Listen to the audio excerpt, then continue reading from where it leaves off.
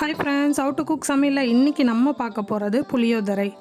கோவில்ல புரட்டாசி மாசம்னாலே நமக்கு புளியோதரை தான் ஞாபகத்துக்கு வரும். இப்போ நம்ம அந்த மாதிரி டேஸ்ட்ல நம்ம புளியோதரை செய்ய போறோம். அந்த புளியோதரையை செய்யறதுக்கு முன்னாடி நம்ம சேனலுக்குள்ள போய்ட்டு Subscribe பண்ணலனா பண்ணிடுங்க. கூடவே வரும் பெல் பட்டனையும் கிளிக் பண்ணிடுங்க. வாங்க फ्रेंड्स, இன்னைக்கு நம்ம புளியோதரை எப்படி செய்யறதுன்னு பார்க்கலாம். நான் அதுக்கு பெரிய நெல்லிக்காய் சைஸ் அளவு புளி எடுத்து ஒரு பவுல்ல தண்ணி ஊத்தி ஊற வச்சிடுறேன். கொஞ்ச நேரம் நம்ம ஊற வச்சிடலாம். அதுக்குள்ளே நம்ம புளியோதரை பொடியை ரெடி பண்ணிட்டு வந்துடலாம். ஒரு பேனில் நான் தனியா ஒரு கரண்டி அளவு எடுத்துக்கிறேன். எல்லாமே இதே கரண்டி அளவு இன்க்ரீடியன்ட் சேர்த்துக்கலாம்.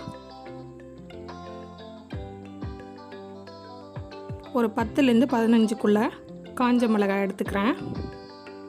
காரத்துக்கு ஏற்ற மாதிரி ஒரே ஒரு ஸ்பூன் வெந்தயம் போட்டுக்கலாம். ஏன்னா வெந்தயம் அதிகமாக சேர்த்தோன்னா கசப்பாக இருக்கும். இப்போது கடலைப்பருப்பு அதே கரண்டியால் எடுத்துக்கிறேன், ஒரு கரண்டி. அதே கரண்டியால் உளுத்தம்பருப்பையும் ஒரு கரண்டி அளவு எடுத்துக்கிறேன். சீரகம் ஒரு ஸ்பூன்,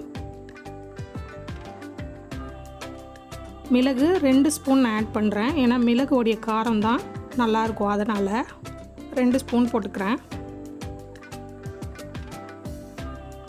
கொஞ்சமாக கருவேப்பிலை, ஒரு பீஸ் பெருங்காயத்துண்டு எடுத்துக்கிறேன்.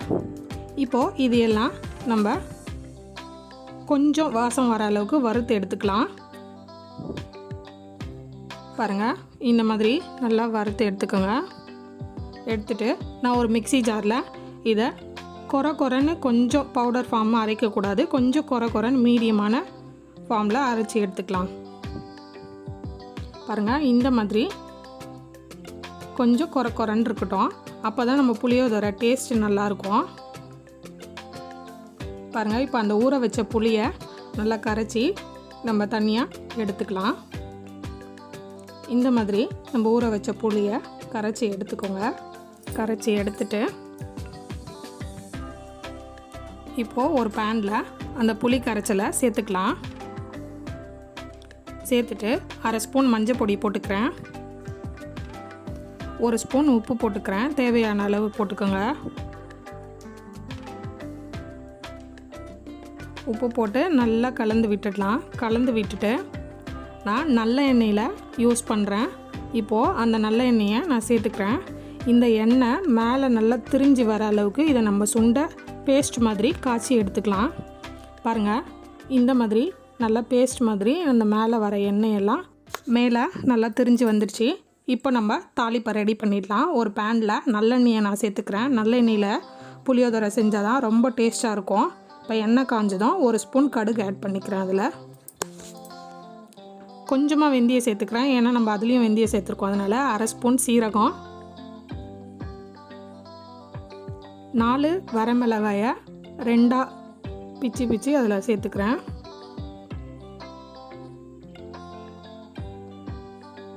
சேர்த்துட்டு 1 ஸ்பூன் கடலைப்பருப்பு,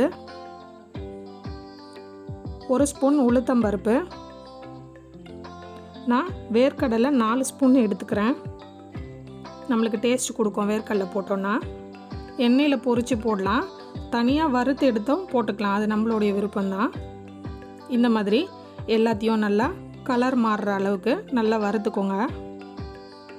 வறுத்துட்டு பாருங்கள், இப்போது நம்மளுக்கு நல்லா வறுபட்டுடுச்சு. இந்த ஸ்டேஜில் கேஸ் ஆஃப் பண்ணிடலாம். இப்போ நான் ஃபைனலாக ஒரு பேனில் 1 ஸ்பூன் நெய் விட்டு ஒரு 6லேருந்து 7 முந்திரி பருப்பை சேர்த்து கொஞ்சம் நல்லா பொன்னிறமாக வறுத்து எடுத்துக்கிறேன்.